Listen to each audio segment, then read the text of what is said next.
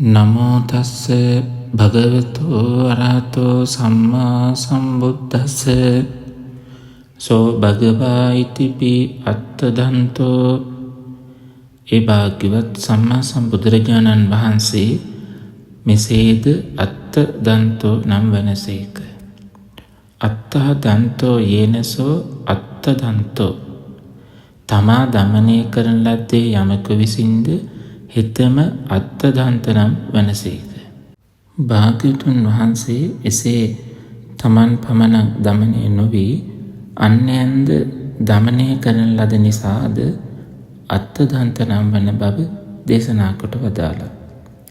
මෙසේ භාග්‍යවත් බුදුරජාණන් වහන්සේ තමන් වහන්සේගේ ඇස කන නාසාදී මේ ඉන්ද්‍රියන් මනාව දමනය කරගන්න ලද උතුමන් වහන්සේ නමක්. ඇසෙන් කනෙන් නාසයෙන් දිවෙන් ශරීරයෙන් මනසෙන් යන මේ සය තැන්හිලා භාග්‍යවත් බුදුරජාණන් වහන්සේ දමනය කර ගැනීම සිදු කරගන්නට යෙදුණා.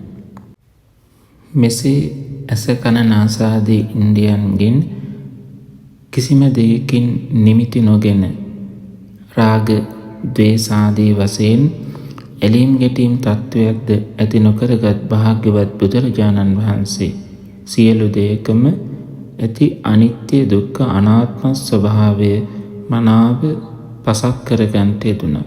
මෙසේ සම්මා සම්බුදුරජාණන් වහන්සේ ආත්ම දමනයෙන් යුතු වූ බැවින් අත්තදන්ත නම් නාමයෙන් වර්ණනා කරන්නට සුදුසුයි. සාදු සාදු අත්තදන්තෝ නම් වූ ගුණ සමන්නාගත සම්මා සම්බුදුරජාණන් වහන්සේට අප සැමගේ උත්තමාංග නමස්කාරය වේවා. සම්බුදු ගුණ සුවඳින් සැමසිත නිවී සැනසේවා. සාදු සාදු සාදු. සුඛේසේ සැප සොයන්න පරම සැපේ වන නිවන් සැපේ වෙත ඔබ සමීප කරනට සුඛේසේ සදහම් නාලිකාව.